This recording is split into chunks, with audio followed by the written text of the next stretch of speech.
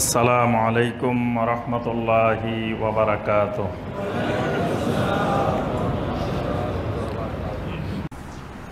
আচ্ছা, এবার আসেন দরুদের ফজিলত। দরুদ এবং সালামের অগণিত অসংখ্য ফজিলত।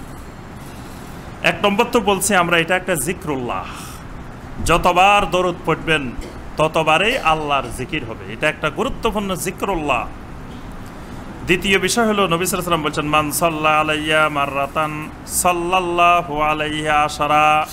আমার কোনো উম্মত যদি আমার উপরে একবার দরুদ পেশ করে, আমার আল্লাহ রাব্বুল আলামিন তার উপরে 10 বার দরুদ পেশ করেন। সুবহানাল্লাহ। 10 বার আল্লাহ কি করেন? রহমত বর্ষণ করেন। আল্লাহর সাথে যখন দরুদ আসবে তখন হবে কি? রহমত। আপনি একবার দরুদ পড়বেন, আল্লাহ পাক আমার আপনার উপরে 10 বার রহমত নাজিল করবেন। সুবহানাল্লাহ। তাহলে কি আল্লাহর রহমত আমরা চাই না? চাই না? তা আল্লাহর রহমত যদি চাই, তো নবী সাল্লাল্লাহু আলাইহি ওয়াসাল্লামের উপরে যত বেশি দরুদ পড়বেন তত বেশি আল্লাহ সুবহানাহু ওয়া তাআলা আমার আপনার উপরে রহমত নাজিল করবেন।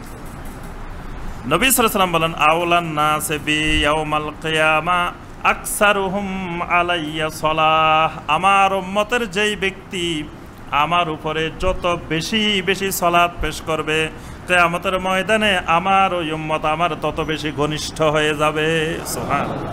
যত বেশি দরুদ পড়বেন তত বেশি নবী সাল্লাল্লাহু আলাইহি ওয়াসাল্লামের সাথে আমার আপনার সম্পর্ক গভীর হবে, আওলা হবে। আওলা বি, নবী সাল্লাল্লাহু আলাইহি ওয়াসাল্লাম বলেন, আওলান নাস বি, ওই মানুষটা আমার সাথে সবচেয়ে বেশি বন্ধুত্ব হয়ে যাবে, বেলায়েত হয়ে যাবে। কি নবী সাল্লাল্লাহু আলাইহি ওয়াসাল্লামের সাথে বন্ধুত্ব করতে চান? আল্লাহু আকবার।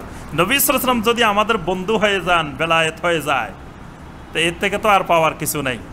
এর থেকে বড় পাওয়ার কিছু আছে? আল্লাহু আকবার। কিয়ামতের ময়দানে আল্লাহ রাসূল সাল্লাল্লাহু আলাইহি ওয়াসাল্লাম যদি বলেন, এই সরকার বাড়ির অমুক অমুক আমার বন্ধু আসো, আমাদেরকে যদি ডাকেন, আল্লাহু আকবার, এটার থেকে আনন্দের কিয়ামতের ময়দানে আর কিছু আছে? তো নবী সাল্লাল্লাহু আলাইহি ওয়াসাল্লামের সাথে বন্ধুত্ব করার মাধ্যম হলো আকসারুহুম আলাইয়া সালাহ, বেশি বেশি করে সালাত পেশ করা। সুবহানাল্লাহ। নবী সাল্লাল্লাহু আলাইহি ওয়াসাল্লাম বলেন, আল বাখিল আল্লাযী যুকিরতু ইনদাহু ফালাম ইউসাল্লি আলাইয়া। ওই মানুষটা হলো সবচেয়ে বড় বখিল, যে মানুষটার সামনে আমি নবীর নাম উচ্চারণ করা হয়, আমার উপরে দরুদ পেশ করে না। এই মানুষটাকে নবী সাল্লাল্লাহু আলাইহি ওয়াসাল্লাম বলেন বখিল মানুষ। কারণ 10 বার রহমত নাজিল করবো এটাও সে চায় না, আমার সাথে বন্ধুত্বও চায় না। তো হে কেমন মানুষ? এ তো বখিলই। কারণ আমার উপরে দরুদ পেশ করলে, একবার করলে 10 বার রহমত নাজিল হবে, আমার সাথে তার বন্ধুত্ব গভীর হবে। তাহলে সে আমার নাম উচ্চারণ হচ্ছে, সে দরুদ পড়ে না। আল্লাহ রাসূল সাল্লাল্লাহু আলাইহি ওয়াসাল্লাম তাকে বলছেন কি? বখিল। এক সাহাবী সালাম ফিরাই মাত্র আল্লাহর কাছে দোয়া করা শুরু করছে, আল্লাহ আমাকে এটা দেন, এটা দেন, এটা দেন, দোয়া করতেছে। আল্লাহ রাসূল সাল্লাল্লাহু আলাইহি ওয়াসাল্লাম এই লোকটাকে দেখে বললেন যে, তুমি তো দোয়া করার ক্ষেত্রে বেশি তাড়াহুড়া করে ফেলছ, দোয়া করার ক্ষেত্রে তুমি বেশি তাড়াহুড়া করছো।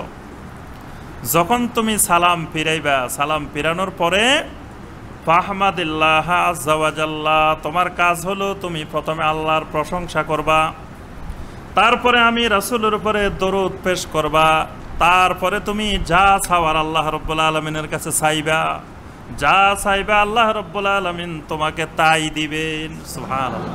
এখানে আল্লাহর কাছে দোয়া করার আদব শেখানো হয়েছে। আল্লাহর কাছে দোয়া করা, দোয়া করবেন আগে কার কাছে? তা আল্লাহর কিছু প্রশংসা করে নেবেন আগে। আর দোয়া করার আগে দরুদ পড়ে যদি আপনি দোয়া করেন, তাহলে ওই দোয়া আল্লাহ সুবহানাহু ওয়া তাআলা কবুল করবেন। সুবহানাল্লাহ। এজন্য দোয়া করার আদব হলো, প্রথমে কি বলবেন? আলহামদুলিল্লাহি রাব্বিল আলামিন ওয়াসসালাতু ওয়াসসালামু আলা সাইয়্যিদিল মুরসালিন, এটা বলে নেবেন। প্রথমে আলহামদুলিল্লাহি রাব্বিল আলামিন, দোয়ার শুরুতে আলহামদুলিল্লাহি রাব্বিল আলামিন ওয়াসসালাতু ওয়াসসালামু আলা সাইয়্যিদিল মুরসালিন, নবী সাল্লাল্লাহু আলাইহি ওয়াসাল্লামের উপর দরুদ সালাম পেশ করে নেবেন। তারপরে গিয়ে এবার আল্লাহ আমার এটা দরকার, এটা দরকার, এটা দরকার, যা বলার বলেন। এটাও নবী সাল্লাল্লাহু আলাইহি ওয়াসাল্লামের দরুদটা দোয়া কবুলের একটা বড় মাধ্যম। সুবহানাল্লাহ।